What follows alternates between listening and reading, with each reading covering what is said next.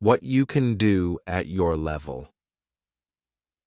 The next day at school, I tell my teacher about my experience with my boss and the two ladies who didn't speak English very well.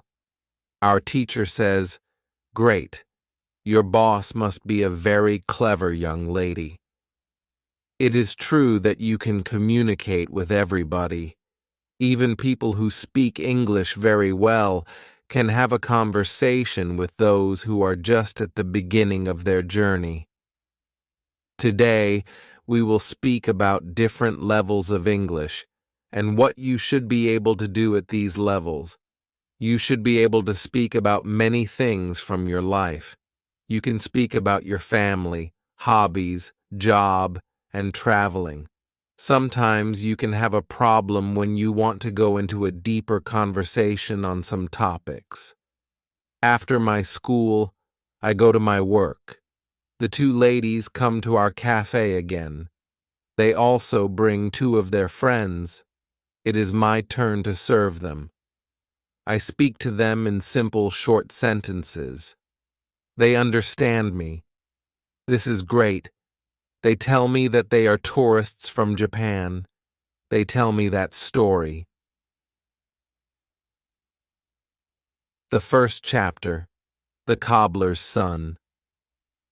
My name was Tommy Stebbins, son of Jacob Stebbins, the cobbler of Puddleby on the Marsh, and I was 9.5 years old. At that time, Puddleby was only quite a small town.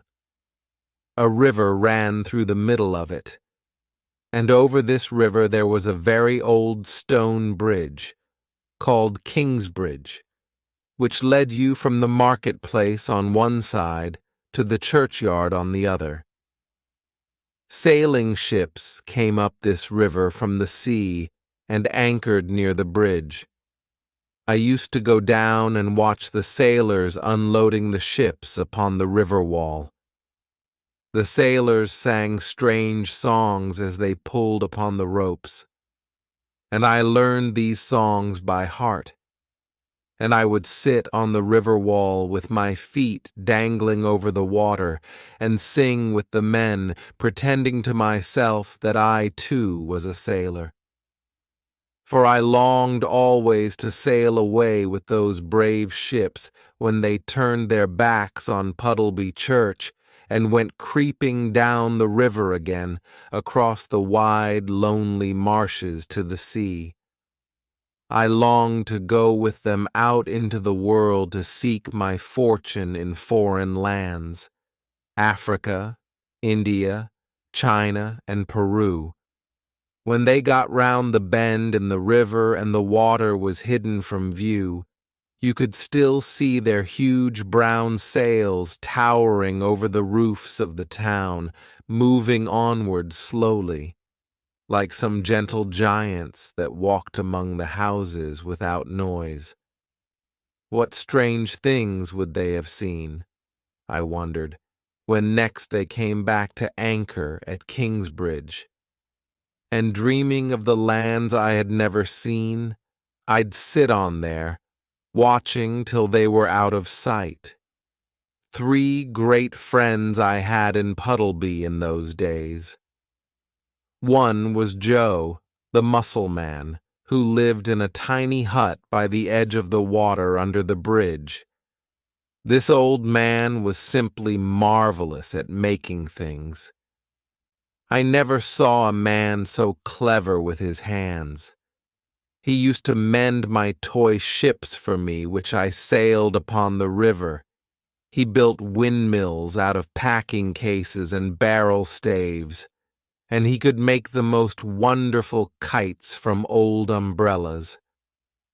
Joe would sometimes take me in his mussel boat, and when the tide was running out, we would paddle down the river as far as the edge of the sea to get mussels and lobsters to sell. and out there on the cold, lonely marshes we would see wild geese flying, and curlews and redshanks and many other kinds of sea-birds that live among the samphire and the long grass of the great salt fen. And as we crept up the river in the evening, when the tide had turned, we would see the lights on Kingsbridge twinkle in the dusk, reminding us of tea time and warm fires. Another friend I had was Matthew Mugg, the cat's meat man. He was a funny old person with a bad squint. He looked rather awful, but he was really quite nice to talk to. He knew everybody in Puddleby, and he knew all the dogs and all the cats. In those times, being a cat's meat man was a regular business, and you could see one nearly any day going through the streets with a wooden tray full of pieces of meat stuck on skewers crying, "Meat! M-E-A-T!" People paid him to give this meat to their cats and dogs instead of feeding them on dog biscuits or the scraps from the table. I enjoyed going round with old Matthew and seeing the cats and dogs come running to the garden gates whenever they heard his call. Sometimes he let me give the meat to the animals myself, and I thought this was great fun. He knew a lot about dogs, and he would tell me the names of the different kinds as we went through the town. He had several dogs of his own. One, a whippet, was a very fast runner, and Matthew used to win prizes with her at the Saturday coursing races. Another, a terrier, was a fine ratter. The cat's meat man used to make a business of rat catching for the millers and farmers, as well as his other trade of selling cat's meat. My third great friend was Luke the Hermit, but of him I will tell you more later on. I did not go to school, because my father was not rich enough to send me, but I was extremely fond of animals. So I used to spend my time collecting birds' eggs and butterflies, fishing in the river, rambling through the countryside after blackberries and mushrooms, and helping the mussel man mend his nets. Yes, it was a very pleasant life I lived in those days long ago, though of course I did not think so then. I was 9.5 years old, and, like all boys, I wanted to grow up, not knowing how well off I was with no cares and nothing to worry me. Always I longed for the time when I should be allowed to leave my father's house, to take passage in one of those brave ships, to sail down the river through the misty marshes to the sea, out into the world to seek my fortune. The second chapter. I hear of the great naturalist one. Early morning in the springtime, when I was wandering among the hills at the back of the town, I happened to come upon a hawk with a squirrel in its claws. It was standing on a rock, and the squirrel was fighting very hard for its life. The hawk was so frightened when I came upon it suddenly like this, that it dropped the poor creature and flew away. I picked the squirrel up and found that 2 of its legs were badly hurt, so I carried it in my arms back to the town. When I came to the bridge, I went into the musselman's hut and asked him if he could do anything for it. Joe put on his spectacles and examined it carefully. Then he shook his head. "Yon critter's got a broken leg," he said, "and another badly cut and all. I can mend you your boats, Tom, but I haven't the tools nor the learning to make a broken squirrel seaworthy. This is a job for a surgeon, and for a right smart one and all. There be only one man I know who could save yon critter's life, and that's John Dolittle." "Who is John Dolittle?" I asked. "Is he a vet?" "No, said the muscle man. He's no vet. Dr. Doolittle is a naturalist. What's a naturalist? A naturalist, said Joe, putting away his glasses and starting to fill his pipe, is a man who knows all about animals and butterflies and plants and rocks and all. John Doolittle is a very great naturalist. I'm surprised you never heard of him, and you daft over animals. He knows a whole lot about shellfish that I know from my own knowledge. He's a quiet man and don't talk much, but there's folks who do say he's the greatest naturalist in the world. Where does he live? I asked. Over on the Oxenthorpe Road, t'other side the town. Don't know just which house it is, but most anyone cross there could tell you, I reckon. Go and see him. He's a great man. So I thanked the muscle man, took up my squirrel again, and started off towards the Oxenthorpe Road. The first thing I heard as I came into the marketplace was someone calling meat. M-E-A-T. There's Matthew Mugg, I said to myself. He'll know where this doctor lives. Matthew knows everyone. So I hurried across the marketplace and caught him up. Matthew, I said, do you know Dr. Doolittle? Do I know John Doolittle? Said he. Well, I should think I do. I know him as well as I know my own wife. Better, I sometimes think. He's a great man, a very great man. Can you show me where he lives? I asked. I want to take this squirrel to him. It has a broken leg. Certainly, said the cat's meat man. I'll be going right by his house directly. Come along and I'll show you. So off we went together. Oh, I've known John Doolittle for years and years, said Matthew as we made our way out of the marketplace. But I'm pretty sure he ain't home just now. He's away on a voyage, but he's liable to be back any day. I'll show you his house and then you'll know where to find him. All the way down the Oxenthorpe Road, Matthew hardly stopped talking about his great friend, Dr. John Doolittle, M.D. He talked so much that he forgot all about calling out meat until we both suddenly noticed that we had a whole procession of dogs following us patiently. Where did the doctor go to on this voyage? I asked as Matthew handed round the meat to them. I couldn't tell you, he answered. Nobody never knows where he goes, nor when he's going, nor when he's coming back. He lives all alone except for his pets. He's made some great voyages and some wonderful discoveries. Last time he came back, he told me he'd found a tribe of Red Indians in the Pacific Ocean. Lived on 2 islands, they did. The husbands lived on one island and the wives lived on the other. Sensible people, some of them savages. They only met once a year, when the husbands came over to visit the wives for a great feast. Christmas time, most likely. Yes, he's a wonderful man, is the doctor. And as for animals, well, there aren't no one knows as much about him as what he does. How did he get to know so much about animals? I asked. The cat's meat man stopped and leant down to whisper in my ear. He talks their language, he said in a hoarse, mysterious voice. The animals' language? I cried.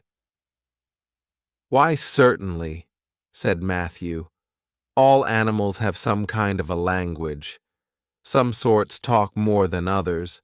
Some only speak in sign language, like deaf and dumb. But the doctor, he understands them all, birds as well as animals. We keep it a secret, though, him and me, because folks only laugh at you when you speak of it. Why, he can even write animal language. He reads aloud to his pets. He's wrote history books in monkey talk, poetry in canary language, and comic songs for magpies to sing. It's a fact. He's now busy learning the language of the shellfish. But he says it's hard work, and he has caught some terrible colds, holding his head under water so much. He's a great man. He certainly must be, I said. I do wish he were home so I could meet him. Well, there's his house, look, said the cats. Meat Man. That little one at the bend in the road there, the one high up, like it was sitting on the wall above the street. We were now come beyond the edge of the town, and the house that Matthew pointed out was quite a small one, standing by itself. There seemed to be a big garden around it, and this garden was much higher than the road, so you had to go up a flight of steps in the wall before you reached the front gate at the top. I could see that there were many fine fruit trees in the garden, for their branches hung down over the wall in places. But the wall was so high, I could not see anything else. When we reached the house, Matthew went up the steps to the front gate, and I followed him. I thought he was going to go into the garden, but the gate was locked. A dog came running down from the house, and he took several pieces of meat which the cat's meat man pushed through the bars of the gate, and some paper bags full of corn and bran. I noticed that this dog did not stop to eat the meat, as any ordinary dog would have done, but he took all the things back to the house and disappeared. He had a curious wide collar round his neck, which looked as though it were made of brass or something. Then we came away. "The doctor isn't back yet," said Matthew, "or the gate wouldn't be locked." "What were all those things in paper bags you gave the dog?" I asked. "Oh, those were provisions," said Matthew. "Things for the animals to eat. The doctor's house is simply full of pets. I give the things to the dog while the doctor's away, and the dog gives them to the other animals." "And what was that curious collar he was wearing round his neck?" "That's a solid gold dog collar," said Matthew. "It was given to him when he was with the doctor on one of his voyages long ago. He saved a man's life." "How long has the doctor had him?" I asked. "Oh, a long time. Gyp's getting pretty old now. That's why the doctor doesn't take him on his voyages anymore. He leaves him behind to take care of the house. Every Monday and Thursday I bring the food to the gate here and give it him through the bars. He never lets anyone come inside the garden while the doctor's away. Not even me, though he knows me well. But you'll always be able to tell if the doctor's back or not. Because if he is, the gate will surely be open." So I went off home to my father's house and put my squirrel to bed in an old wooden box full of straw. And there I nursed him myself and took care of him as best I could till the time should come when the doctor would return. And every day I went to the little house with the big garden on the edge of the town and tried the gate to see if it were locked. Sometimes the dog, Gyp, would come down to the gate to meet me. But though he always wagged his tail and seemed glad to see me, he never let me come inside the garden. The third chapter. The Doctor's Home. 1. Monday afternoon, towards the end of April, my father asked me to take some shoes, which he had mended to a house on the other side of the town. They were for a Colonel Bellows, who was very particular. I found the house and rang the bell at the front door. The colonel opened it, stuck out a very red face, and said, "Go round to the tradesman's entrance. Go to the back door." Then he slammed the door shut. I felt inclined to throw the shoes into the middle of his flower bed, but I thought my father might be angry, so I didn't. I went round to the back door, and there the colonel's wife met me and took the shoes from me. She looked a timid little woman and had her hands all over flour as though she were making bread. She seemed to be terribly afraid of her husband, whom I could still hear stumping round the house somewhere, grunting indignantly because I had come to the front door. Then she asked me in a whisper if I would have a bun and a glass of milk, and I said, "Yes, please." After I had eaten the bun and milk, I thanked the colonel's wife and came away. Then I thought that before I went home, I would go and see if the doctor had come back yet. I had been to his house once already that morning, but I thought I'd just like to go and take another look. My squirrel wasn't getting any better, and I was beginning to be worried about him. So I turned into the Oxenthorpe Road and started off towards the doctor's house. On the way, I noticed that the sky was clouding over and that it looked as though it might rain.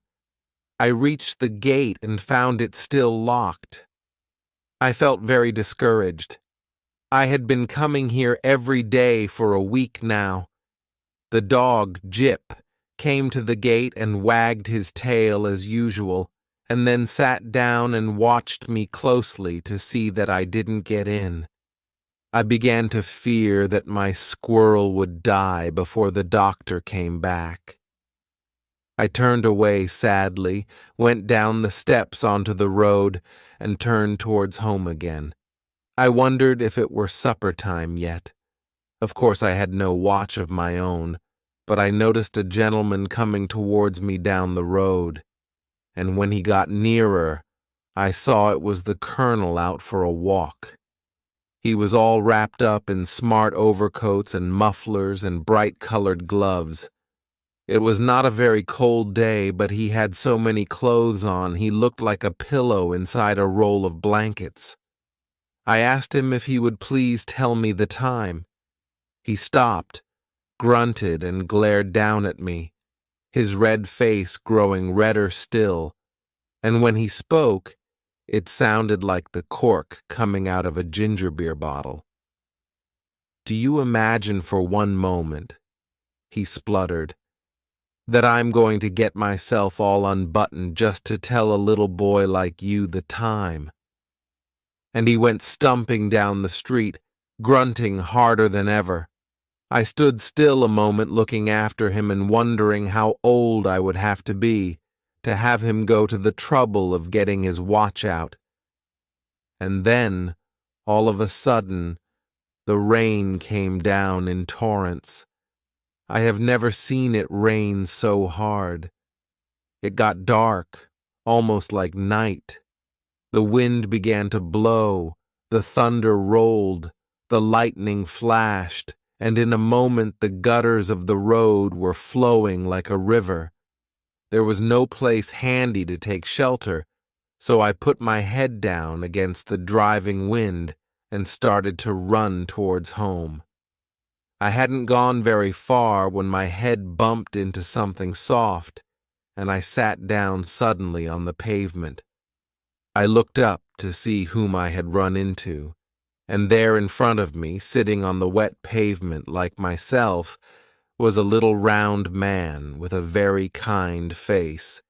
He wore a shabby high hat, and in his hand he had a small black bag. "I'm very sorry," I said. I had my head down, and I didn't see you coming. To my great surprise, instead of getting angry at being knocked down, the little man began to laugh. "You know, this reminds me," he said, "of a time once when I was in India. I ran full tilt into a woman in a thunderstorm. But she was carrying a pitcher of molasses on her head, and I had treacle in my hair for weeks afterwards. The flies followed me everywhere. I didn't hurt you, did I?" "No," I said. "I'm all right. It was just as much my fault as it was yours, you know," said the little man. "I had my head down too. But look here, we mustn't sit talking like this. You must be soaked. I know I am. How far have you got to go?" "My home is on the other side of the town," I said, as we picked ourselves up. "My goodness, but that was a wet pavement," said he, "and I declare it's coming down worse than ever. Come along to my house and get dried. A storm like this can't last." He took hold of my hand and we started running back down the road together. As we ran, I began to wonder who this funny little man could be, and where he lived. I was a perfect stranger to him, and yet he was taking me to his own home to get dried. Such a change after the old red-faced colonel who had refused even to tell me the time. Presently we stopped.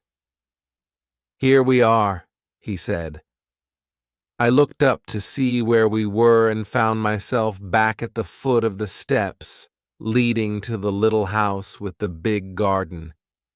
My new friend was already running up the steps and opening the gate with some keys he took from his pocket.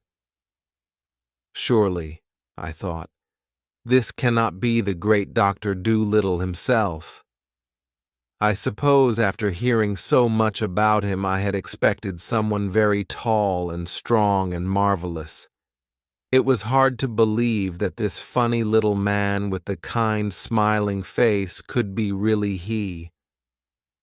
Yet here he was, sure enough, running up the steps and opening the very gate which I had been watching for so many days. The dog, Jip, came rushing out and started jumping up on him and barking with happiness. The rain was splashing down heavier than ever. "Are you Dr. Dolittle?" I shouted as we sped up the short garden path to the house. "Yes, I'm Dr. Dolittle," said he, opening the front door with the same bunch of keys. "Get in. Don't bother about wiping your feet. Never mind the mud. Take it in with you. Get in out of the rain." I popped in, he and Jip following. Then he slammed the door to behind us. The storm had made it dark enough outside, but inside the house, with the door closed, it was as black as night. Then began the most extraordinary noise that I have ever heard. It sounded like all sorts and kinds of animals and birds calling and squeaking and screeching at the same time. I could hear things trundling down the stairs and hurrying along passages. Somewhere in the dark, a duck was quacking, a cock was crowing, a dove was cooing, an owl was hooting, a lamb was bleating, and Jip was barking. I felt birds' wings fluttering and fanning near my face. Things kept bumping into my legs and nearly upsetting me. The whole front hall seemed to be filling up with animals. The noise, together with the roaring of the rain, was tremendous, and I was beginning to grow a little bit scared when I felt the doctor take hold of my arm and shout into my ear, "Don't be alarmed. Don't be frightened. These are just some of my pets. I've been away 3 months, and they are glad to see me home again. Stand still where you are till I strike a light. My gracious, what a storm! Just listen to that thunder. So there I stood in the pitch-black dark, while all kinds of animals which I couldn't see chattered and jostled around me. It was a curious and a funny feeling. I had often wondered when I had looked in from the front gate what Dr. Dolittle would be like and what the funny little house would have inside it. But I never imagined it would be anything like this. Yet somehow, after I had felt the doctor's hand upon my arm, I was not frightened, only confused.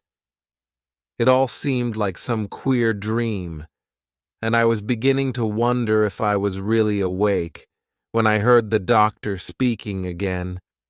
My blessed matches are all wet. They won't strike. Have you got any? No, I'm afraid I haven't, I called back. Never mind, said he. Perhaps Dab-Dab can raise us a light somewhere.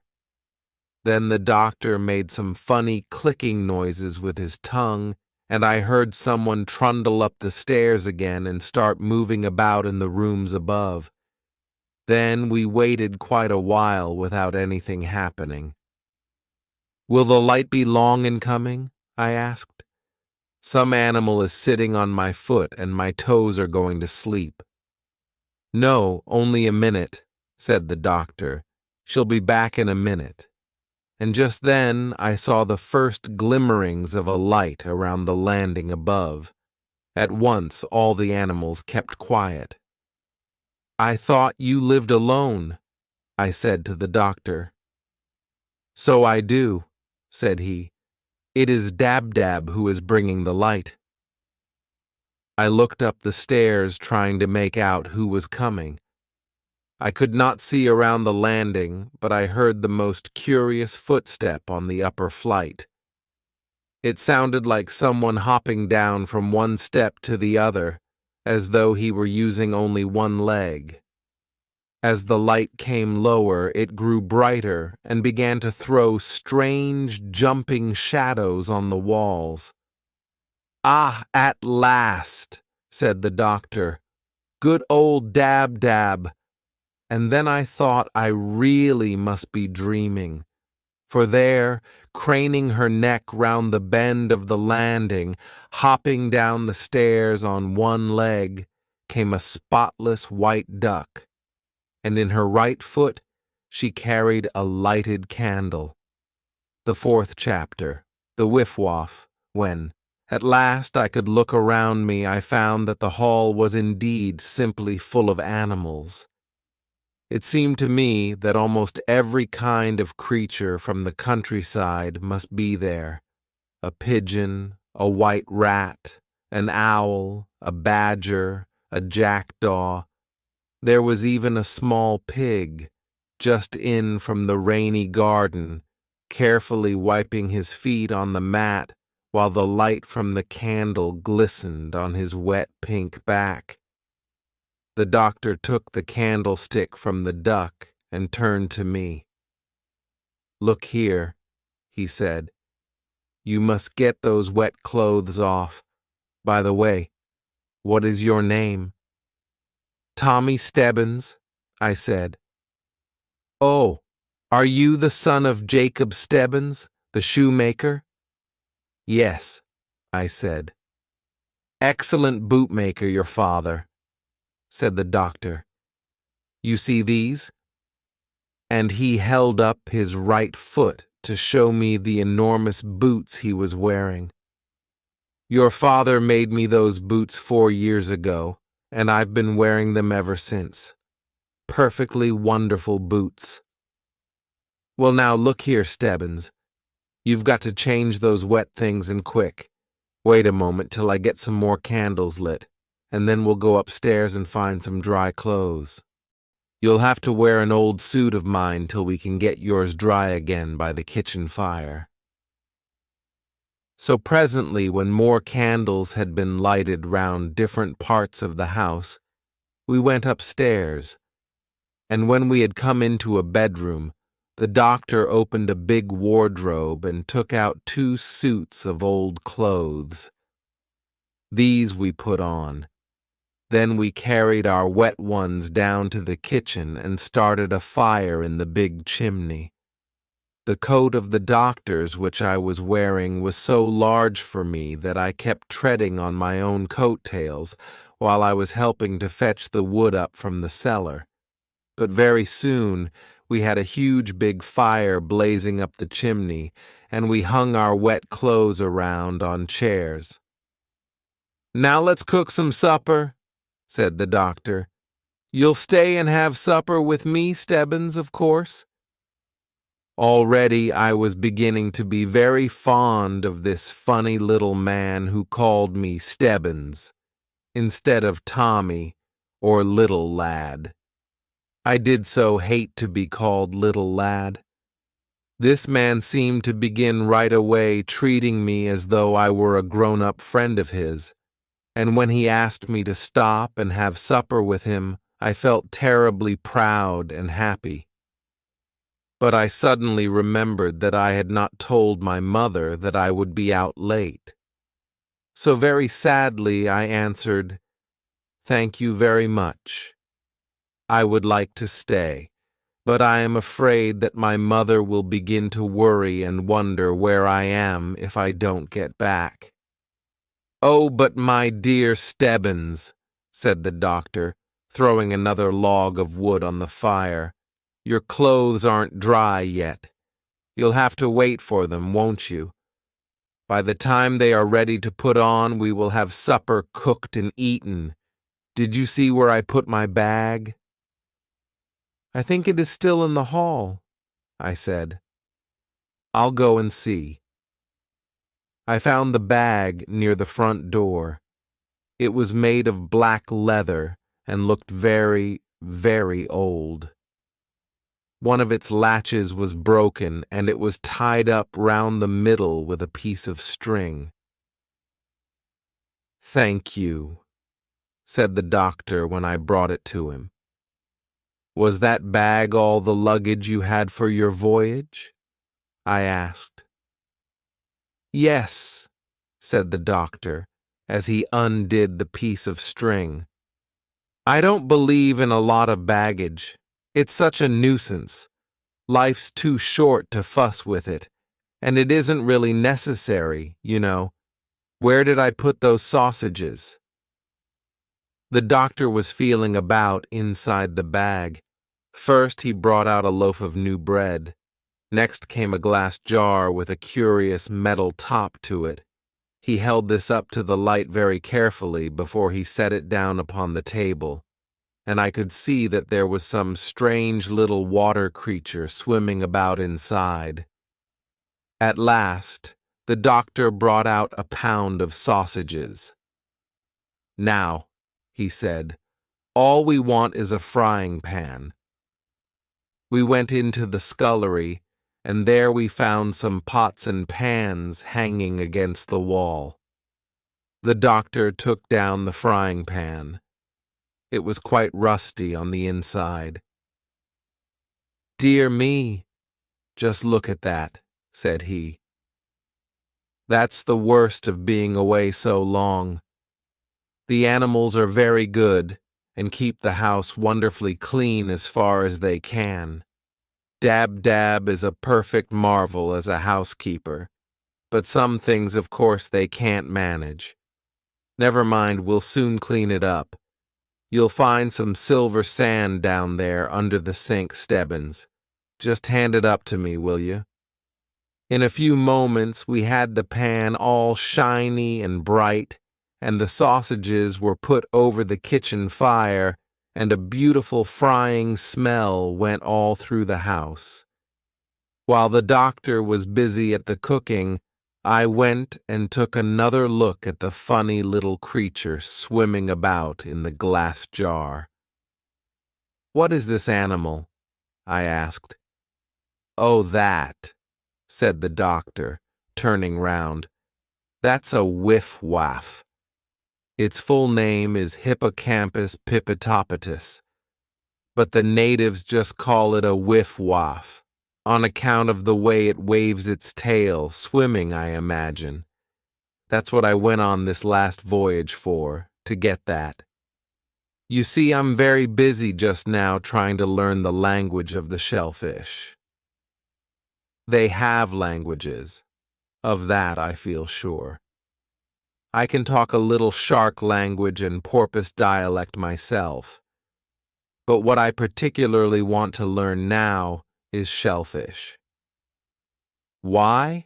I asked. Well, you see, some of the shellfish are the oldest kind of animals in the world that we know of. We find their shells in the rocks, turned to stone, thousands of years old. So I feel quite sure that if I could only get to talk their language, I should be able to learn a whole lot about what the world was like ages and ages and ages ago. You see? But couldn't some of the other animals tell you as well? I don't think so, said the doctor, prodding the sausages with a fork. To be sure, the monkeys I knew in Africa some time ago were very helpful in telling me about bygone days, but they only went back 1,000 years or so. No, I am certain that the oldest history in the world is to be had from the shellfish, and from them only. You see, most of the other animals that were alive in those very ancient times have now become extinct.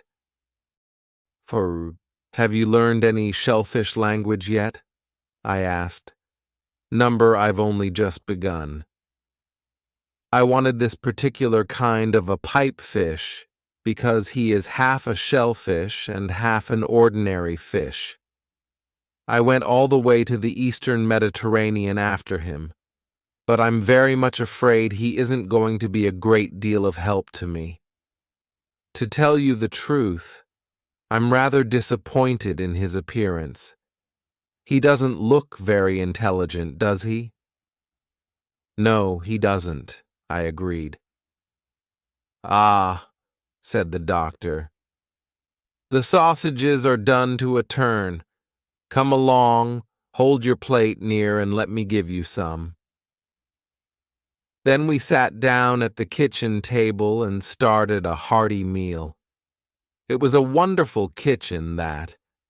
I had many meals there afterwards, and I found it a better place to eat in than the grandest dining room in the world. It was so cozy and homelike and warm.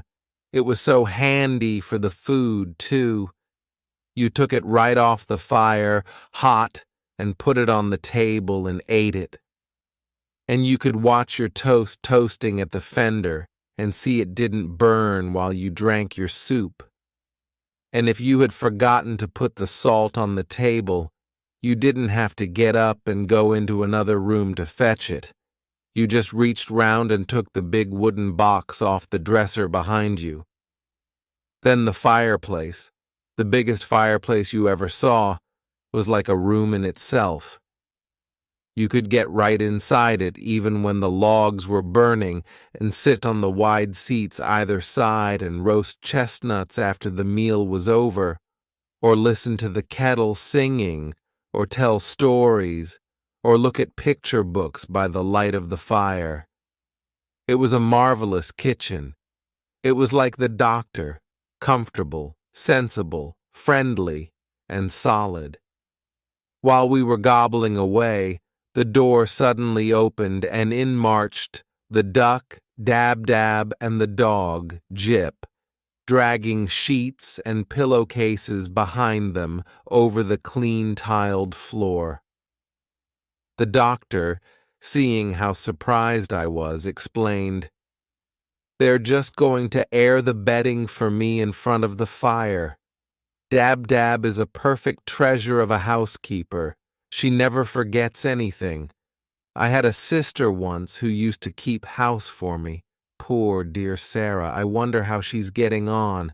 I haven't seen her in many years. But she wasn't nearly as good as Dab-Dab. Have another sausage?" The doctor turned and said a few words to the dog and duck in some strange talk and signs. They seemed to understand him perfectly. "Can you talk in squirrel language?" I asked.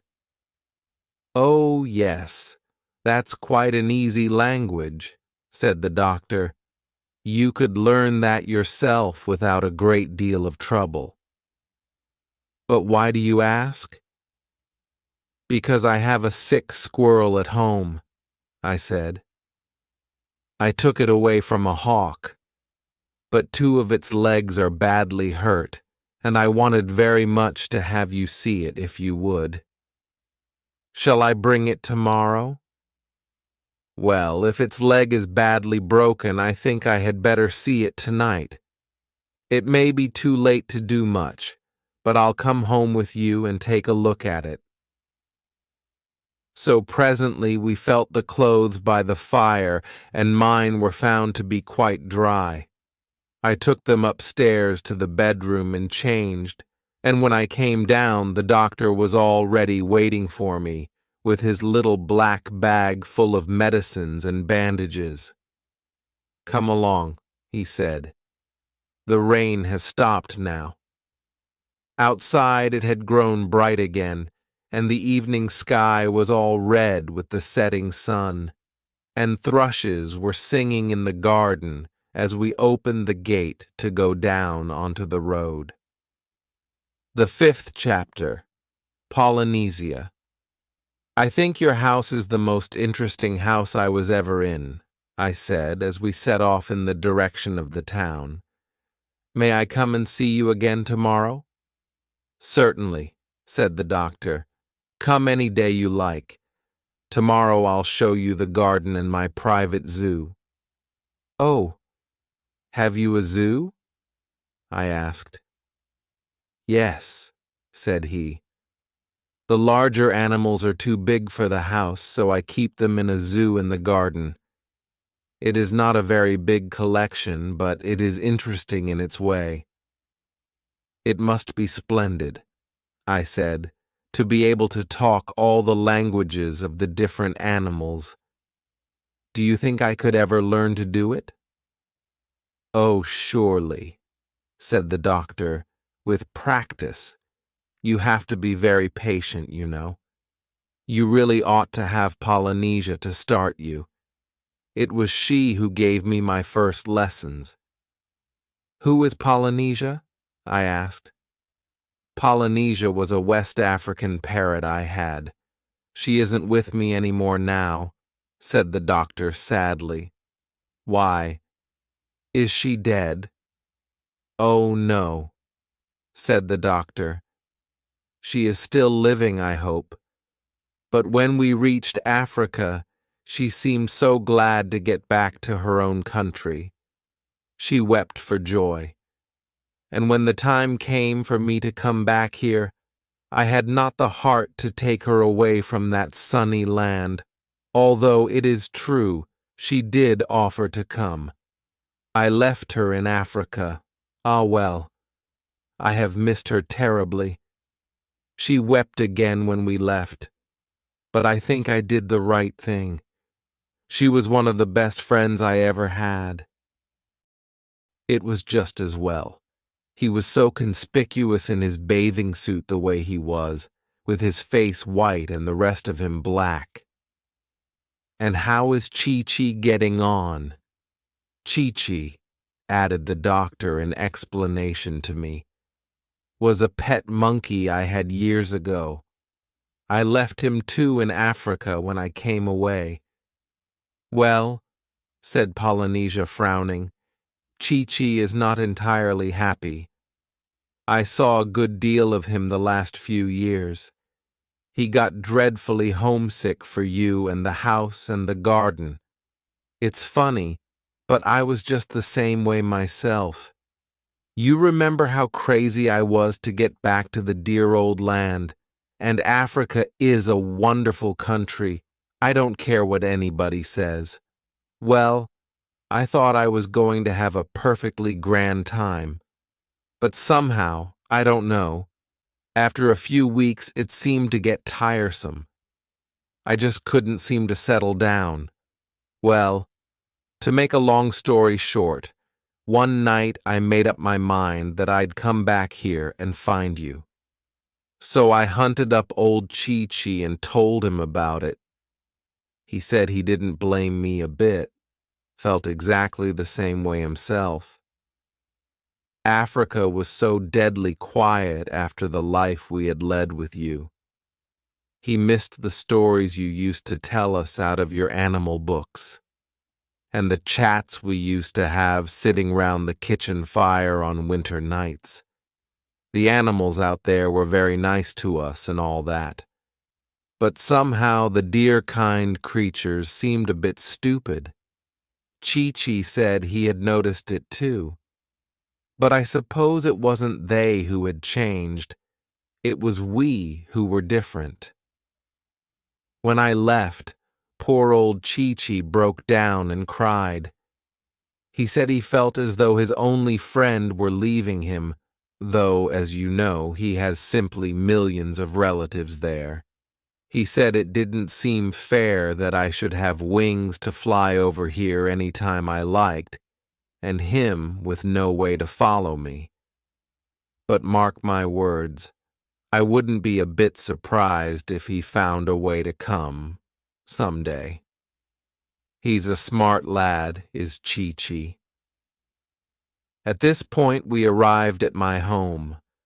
My father's shop was closed and the shutters were up, but my mother was standing at the door looking down the street. "Good evening, Mrs. Stebbins," said the doctor. "It is my fault your son is so late. I made him stay to supper while his clothes were drying. He was soaked to the skin, and so was I. We ran into one another in the storm, and I insisted on his coming into my house for shelter." "I was beginning to get worried about him," said my mother. "I am thankful to you, sir, for looking after him so well and bringing him home." "Don't mention it, don't mention it," said the doctor. "We have had a very interesting chat." "Who might it be that I have the honor of addressing?" asked my mother, staring at the gray parrot perched on the doctor's shoulder. "Oh, I'm John Dolittle. I dare say your husband will remember me. He made me some very excellent boots about 4 years ago.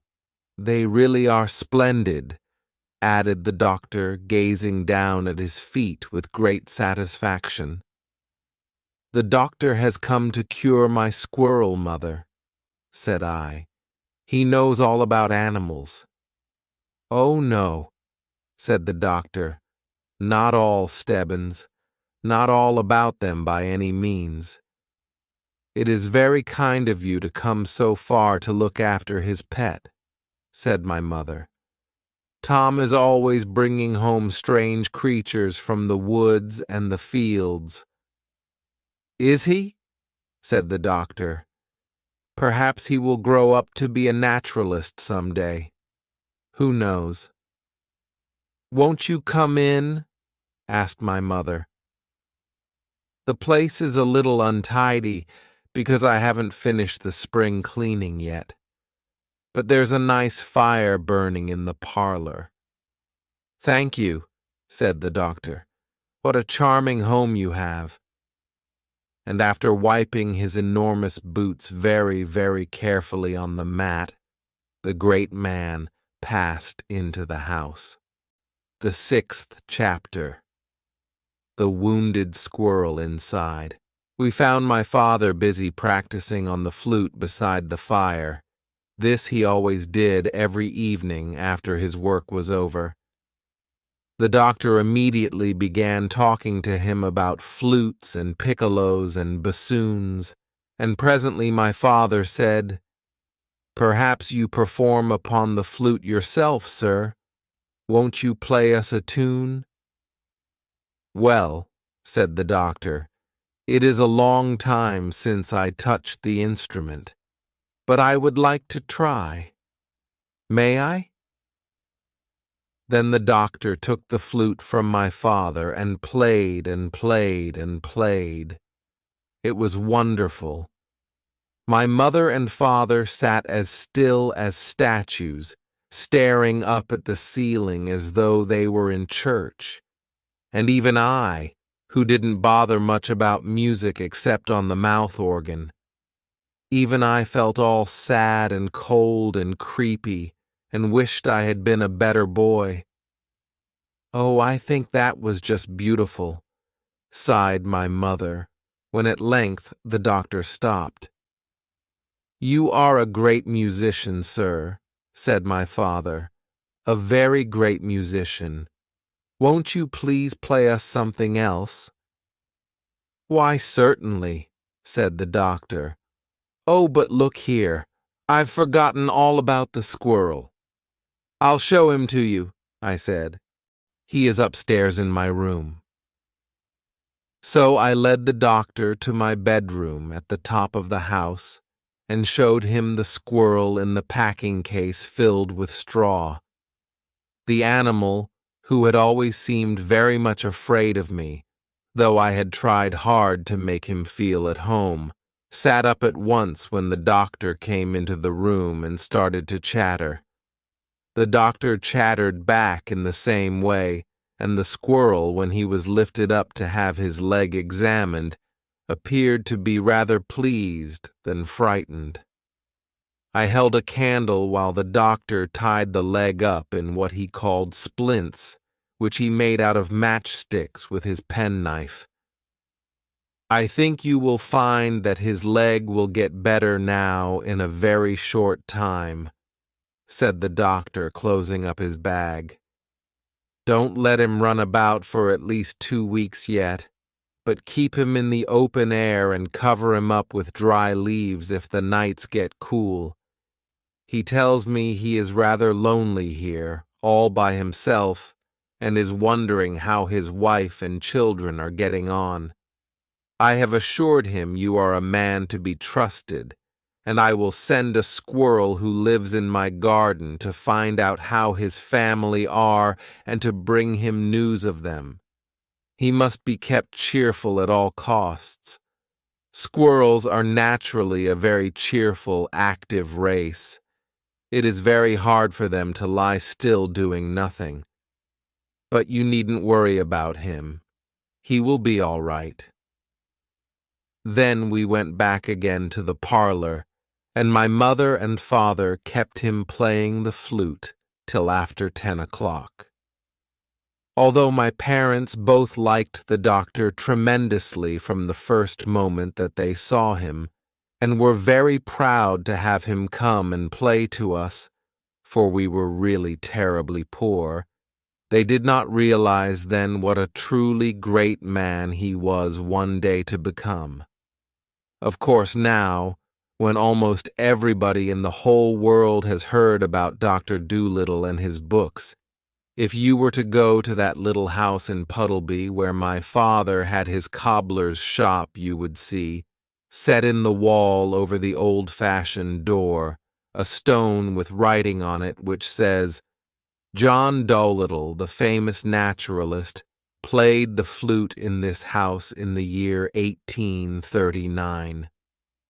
I often look back upon that night long, long ago, and if I close my eyes and think hard, I can see that parlor just as it was then, a funny little man in coat-tails, with a round, kind face, playing away on the flute in front of the fire, my mother on one side of him and my father on the other, holding their breath and listening with their eyes shut.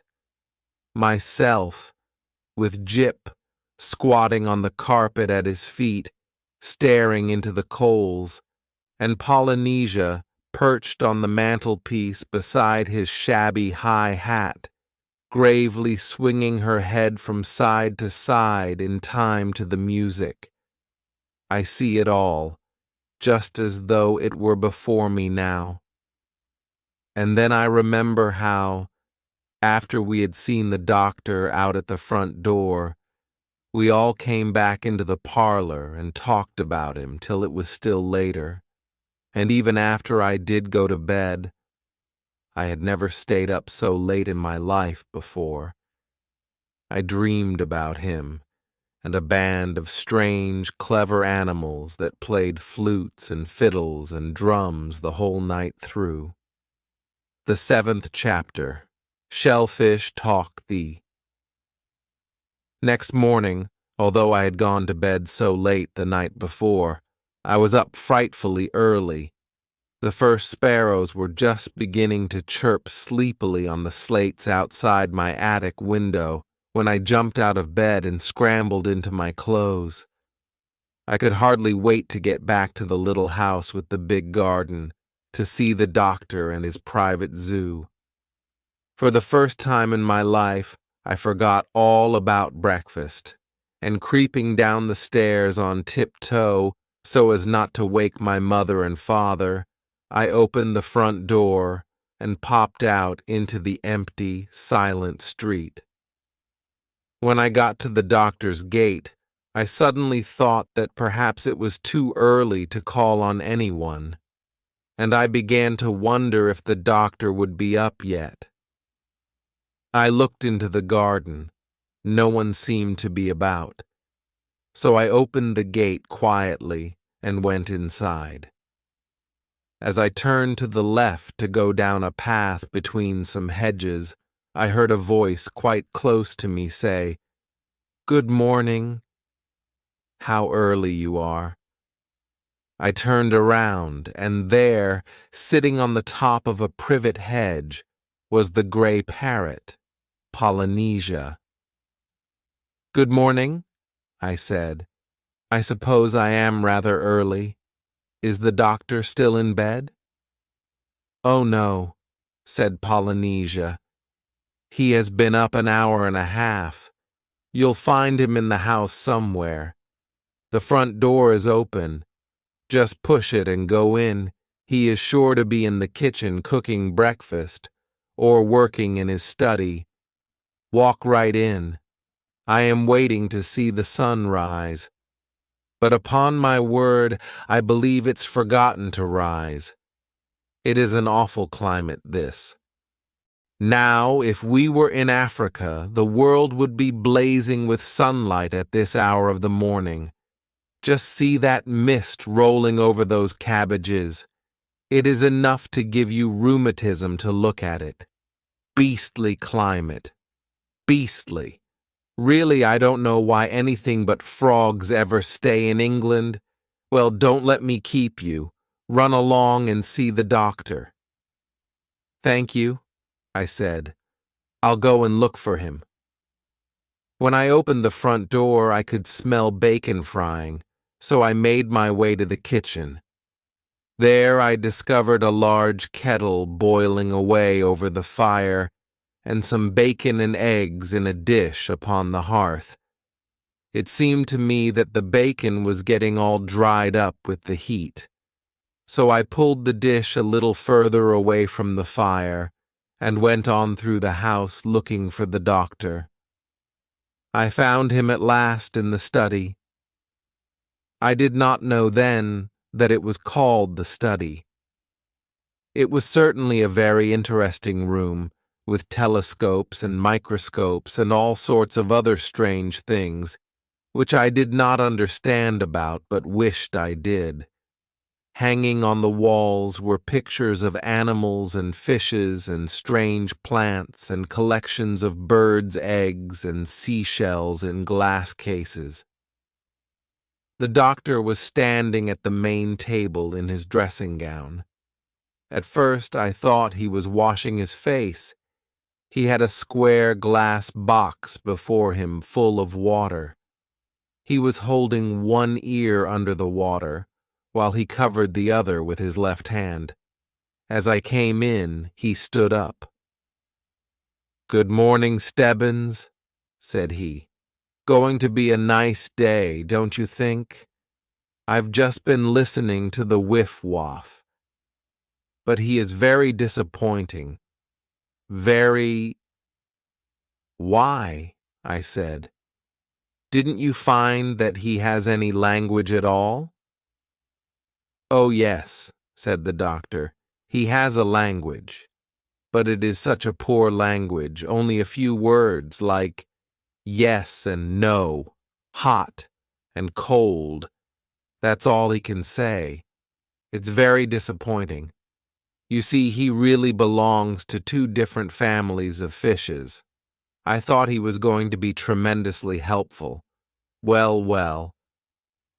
I suppose, said I, that means he hasn't very much sense if his language is only 2 or 3 words. Yes, I suppose it does. Possibly it is the kind of life he leads. You see, they are very rare now, these whiff-waffs, very rare and very solitary.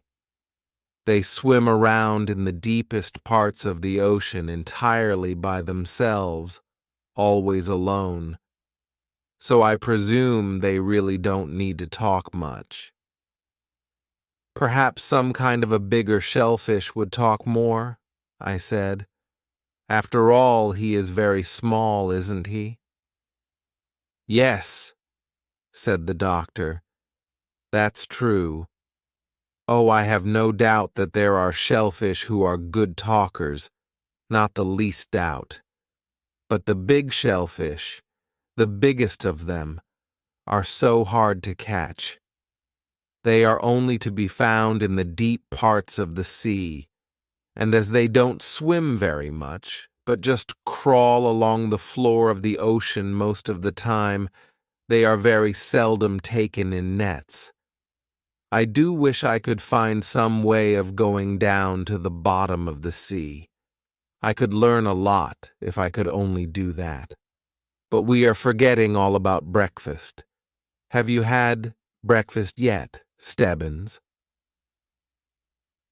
I told the doctor that I had forgotten all about it, and he at once led the way into the kitchen. Yes, he said, as he poured the hot water from the kettle into the teapot. If a man could only manage to get right down to the bottom of the sea and live there a while, he would discover some wonderful things, things that people have never dreamed of. But men do go down, don't they? I asked. Divers and people like that? Oh, yes, to be sure, said the doctor. Divers go down. I've been down myself in a diving suit, for that matter.